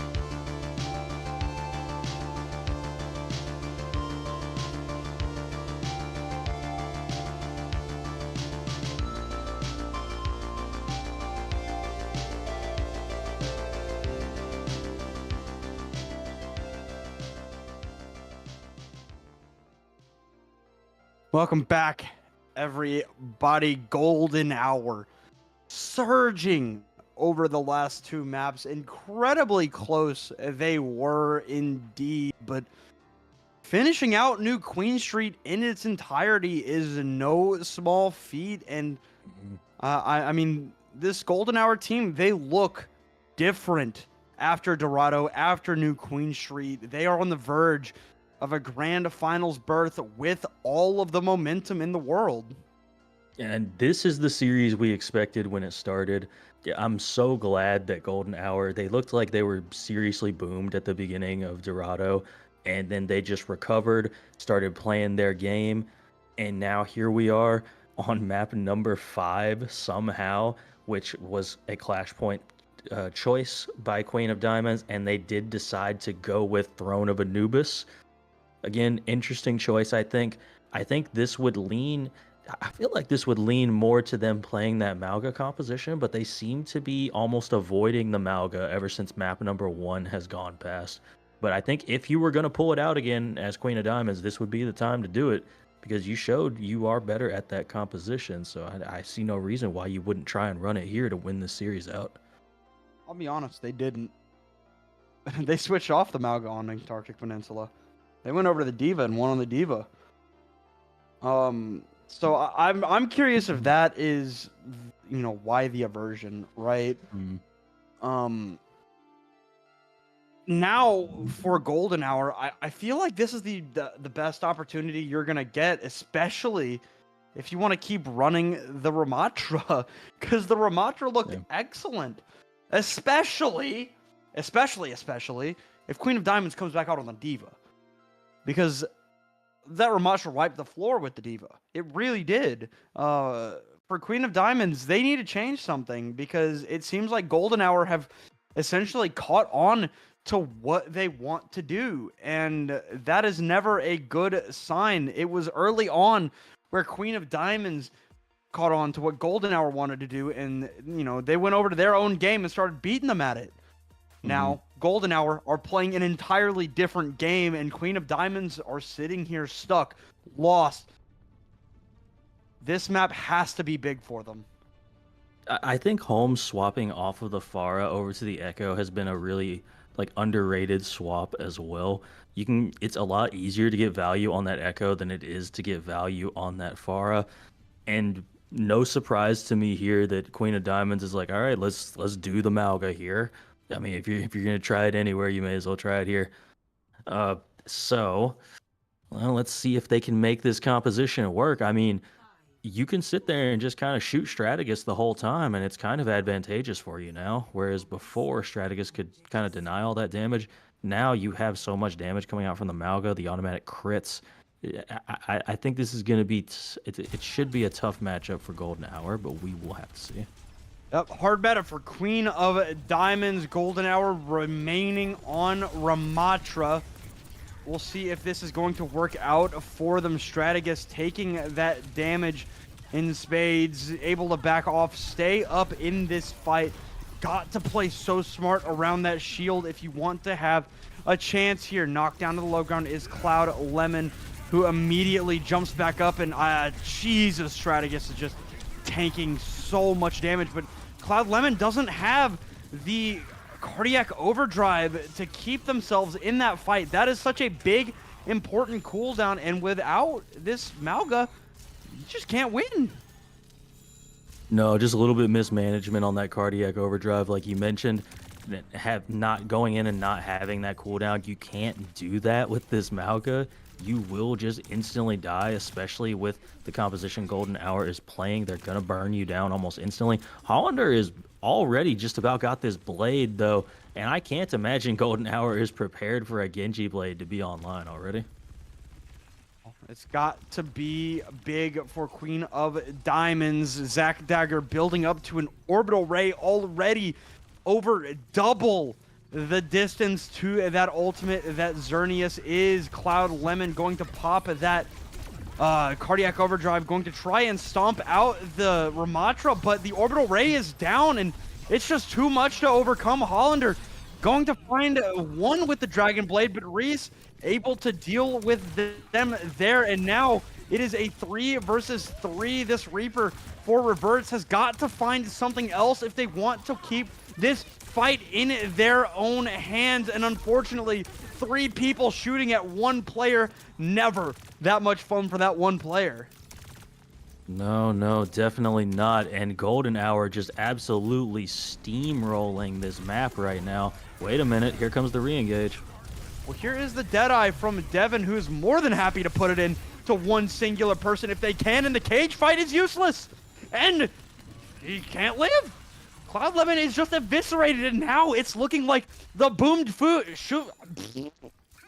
They're looking boomed. They're looking scared. Yeah, I agree. The boomed shoom. Yeah, exactly. That is exactly whatever what I was trying to say. I don't even know at this point. So here we are. We're on 3rd point. Queen of Diamonds does have double support ults, does have this Death Blossom. If you're going to win a fight, it has to be this one. You need to go right now. You cannot wait. Go now. Yeah, Reverts with the Wraith form, good to stay alive. And yeah, this was just Golden Hour trying to find some investment and then just back out. I mean, it's a good job there from Queen of Diamonds, not using their ultimates. I really thought Golden Hour was going to engage in that fight in some capacity, because now you're looking at a fight where I think Queen of Diamonds has an advantage, and you're potentially going to be able to tie this map up right here as well. All right. But that said, you have to use your ultimates if you want to win. Queen of Diamonds has had some problems with that over the last couple of maps. Now, Strategus heading in there with the Nemesis form engage, Annihilation engage, Death Blossom out, does not claim a life. Strategus trying to live through this rally here. The Deadeye out from Devin claims lives after life after life. Another 1 piece for Devin, and that is always enough with a Deadeye. I mean, great ult, quite honestly, from the side of Golden Hour. They're doing a good job of using those ults just right. They got their double support ults online. Queen of Diamonds does have their orbital ray. Is Golden Hour going to try and engage into this time? Maybe, maybe not. Okay, well, flashbang knocked back towards Devin. Unfortunately, Hollander extremely low, but now both orbital rays invested here. I'm not exactly sure where Golden Hour's orbital ray is at right now. That was not the direction you wanted that to go, but for Golden Hour, that's gonna hurt. No, it definitely hurts to have to burn your orbital and just get really not too much at all out of it. Now, Queen of Diamonds, you've got a Cage Blade. You've got to make good use of this ult combo here. You can potentially tie this map up again here. This is the time. You got to make sure you use these ultimates right here before Golden Hour manages to build up to any of their ultimates. You got to go early and often. Strategus on fire already here, so, you know, playing it out, waiting to engage your 7 seconds before objective D unlocks once again. Hollander below them. Cloud Lemon happy to invest the cage fight, and I mean, just shooting at a shield is Cloud Lemon finally going to take down Holmes here, and Queen of Diamonds will be able to stabilize Cloud Lemon extremely low. Will be able to get the healing required to stay in the fight. Strategus will fall. This objective will belong to Queen of Diamonds, and we will be at parity once more. And here we go. Great fight win there from the side of Queen of Diamonds. The Cage Blade wasn't exactly used together. Like you said, Strategus is doing such a good job of using this shield to just avoid all this damage coming out from this Malga. You have to commend them for that, because this is not an easy matchup for the Ramatra. It's actually really disadvantageous for them a lot of the time. So I love to see them doing so well here. Deadeye about to come in, and a lot of ults online for Golden Hour. Well, here is that Deadeye, and if you are smart, you do not peek that. And Devin knows that, you know, eventually one of these Deadeyes is going to go awry. Not able to follow up all the way, and Holmes' shots not able to follow up all the way either. Unfortunately, Reverts looking for some damage. Reese cannot put up the shield, unfortunately. Strategus looking for something with this Annihilation, but it is going the way of Queen of Diamonds. Their ultimates awry and not what they wanted, and now we're at map and match point. That's a tough fight to lose there if you're Golden Hour. Oh, this is the question though. If you're Queen of Diamonds, do you aggress into this next point? Oh yeah, you definitely will. This isn't the back spawn point. You can most certainly take this map here if you're Queen of Diamonds. You just have to have a better orbital ray than Golden Hour does, again, sort of like we did earlier. All right, Strategus from the point looking to try and keep this Malga in check for Cloud Lemon. Going to get that Malga to run it to the other side of the objective. Strategus gonna have to put up those hands to stay more than healthy. Holmes with this duplicate needs to find something good. Strategus back in with the shield. Holmes going to have this Deadeye, both orbital rays invested. Reese Cub is dead, but Hollander will follow. Deadeye from Holmes, good for 2! Holmes coming alive late in this game, and now it is going to be 4-4, but look at that old bank Shadow. Oh, the cage, the blade, the Deadeye available for Queen of Diamonds. Golden Hour has a Deadeye. Can Devin be clutch with it again? We've seen Devin get picks on this Deadeye time and time again. Can they do it here? Reese Cub getting close on this rally as well. That could potentially come up in this fight also.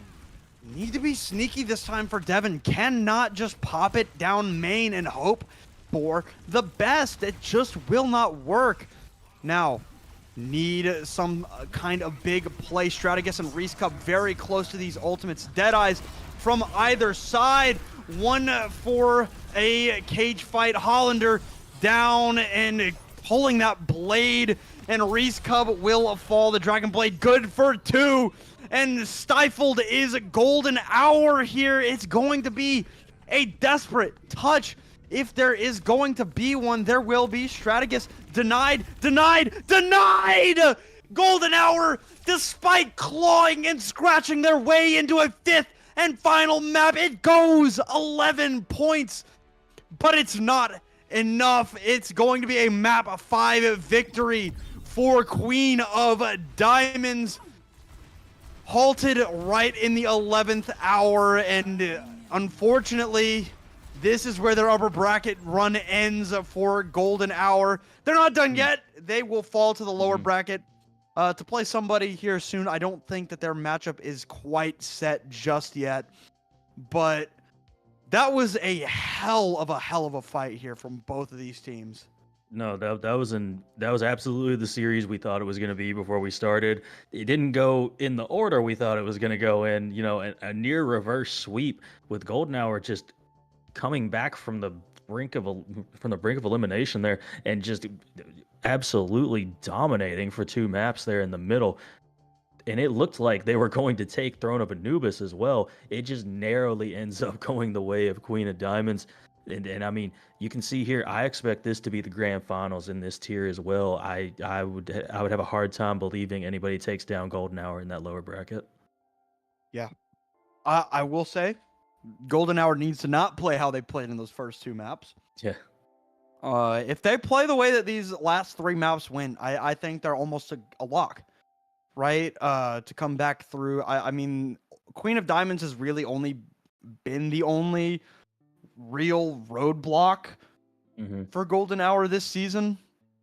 You know what, Shadow? Regardless of how this series went, it's nice to see some kind of competition in the Diamond tier. Yeah. It is something that we have not had for, I think, 3 seasons now. You know, it might be that there's only 2 teams that are competing, and, you know, something could happen in the lower bracket that we will never expect, and, you know, some other team could make it through. But right now, the favorites are Golden Hour or Queen of Diamonds. Queen of Diamonds, of course, in the grand finals. But I mean, it is just so refreshing to see a Diamond tier that is not absolutely obliterated by one singular team. And Golden Hour, you know, made their presence known here in this winter final. No, absolutely. The comeback, the swaps coming in there. I mean, Devin catching so many people with a dead eye over and over again. Like, I just don't expect that ultimate to get as much value as it was throughout the entirety of this game. From Reverts too, though. Like, I got to shout out Reverts on that Cassidy as well, getting the same amount of value a lot of times.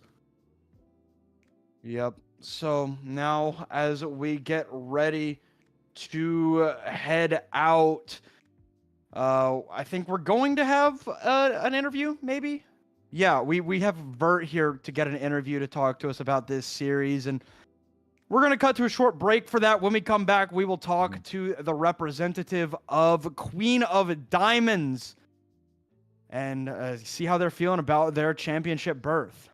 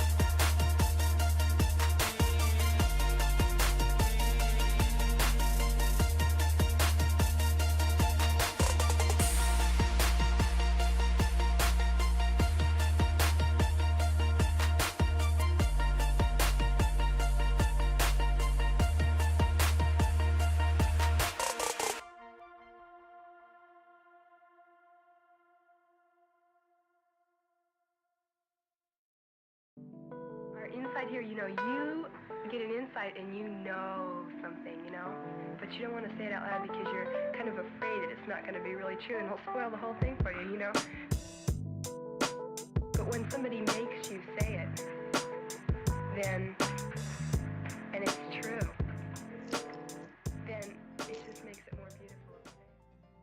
All right, welcome back, everybody. We've got Vert of Queen of Diamonds here to talk to us about this series. Vert, it was a very, very close series in the end, but y'all get the job done. Deny the reverse sweep. Y'all are in the grand finals. How are y'all feeling?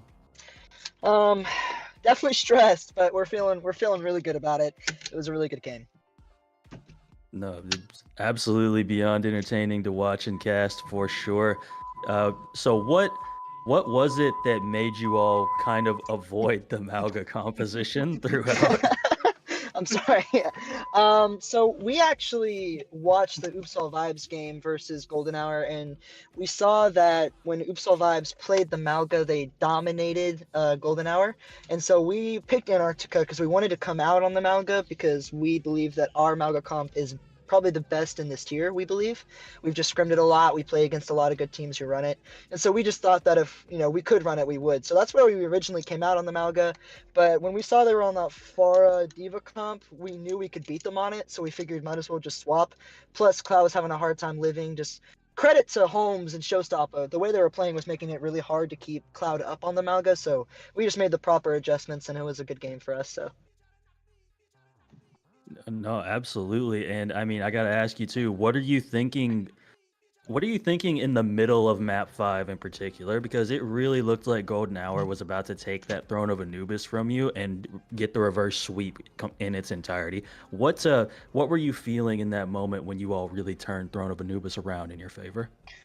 Well, as soon as New Queen Street ended, I kind of had a moment where I just felt like I was a big reason why the team was losing, just because I was making a lot of mental mistakes, mistakes that I didn't make on map 1 or 2 that I made on map 3 and 4 that cost us a lot. But, my team kind of reeled it in, and they're like, look, we dominated on the first 2 maps on the comp that we're about to run. We just need to play how we know how to play, just kind of like reset, refocus, find some sort of groove. And what we did during that break was kind of just talk through like what we noticed they were doing, what we were doing, and we felt like it came down to a couple of key mistakes that we were making on our part, and full credit to them, for the comeback and the adjustments they made during the half to really bring that back. They played really well in a lot of the comps, but once we kind of like refocused and recentered and just did what we've been doing all season, it was definitely winnable, and it showed. So.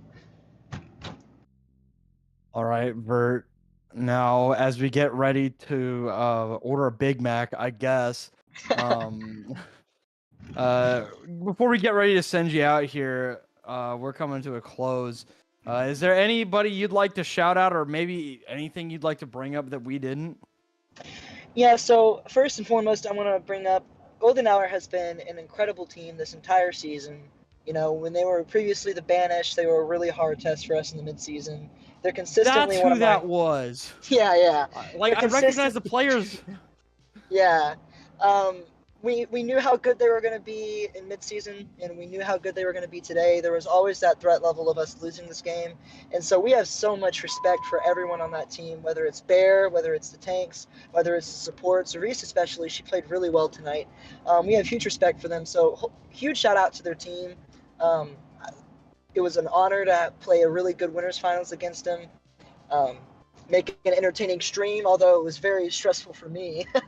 But I also want to shout out really a couple of players on the team that I haven't had an opportunity to talk about before. Everyone who plays against us knows her. Her name is Locust21. She's our Mercy player. I don't think there's anyone else in this tier that has a Mercy one trick. When she reached out to me and was like, hey, if you ever want a Mercy one trick, just let me know. And I was like, the heck with it. We have some stacked DPS players, and she's just elevated it. And so really bummed we couldn't play her today, but we really love to have her. She's super supportive and really keeps us together. After we lost map 4, she was kind of brought us in and just reminded us. Same with Cloud and Rev and really everyone on the team. Hollander really kept us in it. Like, it's just a really good team. We know we have the tools to win, and we support each other through it. And I made a joke before map 5 that I missed being on bad teams because I've never had to deal with like pressure like that before. But we wouldn't have the team that we have without all of them, and so I really appreciate it, and I really appreciate what they do for me every day. All right, so this is the deepest an interview has ever gotten for sure, Vert. I like that. I like that a lot. But now it is time to bid you adieu. Thank you for coming to talk to us, and hope you get wherever you're going safe. My brother's getting me Applebee's. Okay, so. Thank you guys so much. I appreciate y'all.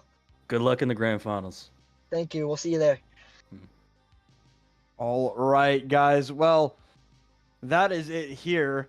What a series that was. Incredibly close from both teams. It ended up going 9 points at the end of Throne of Anubis. I mean, it literally went the distance as far as it could go right at the end. They fought. They really did. And unfortunately, Queen of Diamonds, 3 ultimates to 1 Deadeye is rough, we'll say, going into a final fight. But, I mean, sometimes that's just how it rolls. And now Golden Hour will have their opportunity to get back at Queen of Diamonds in the grand final.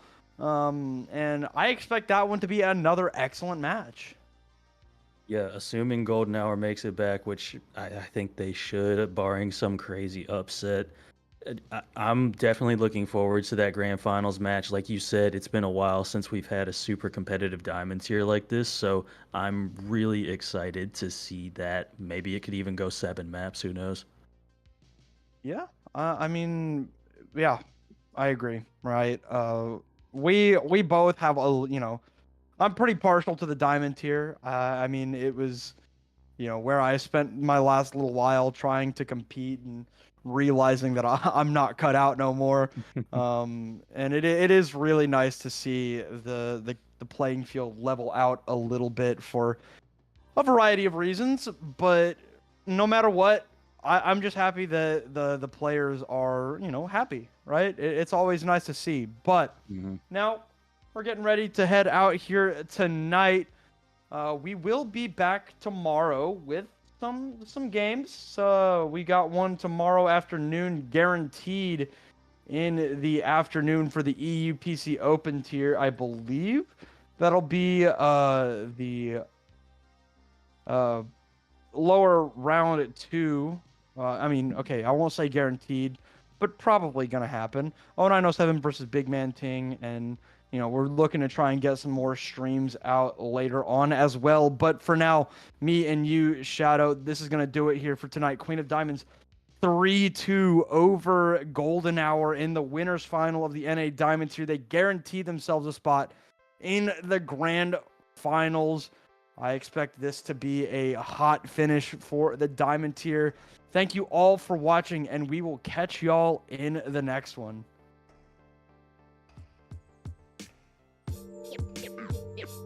Yeah.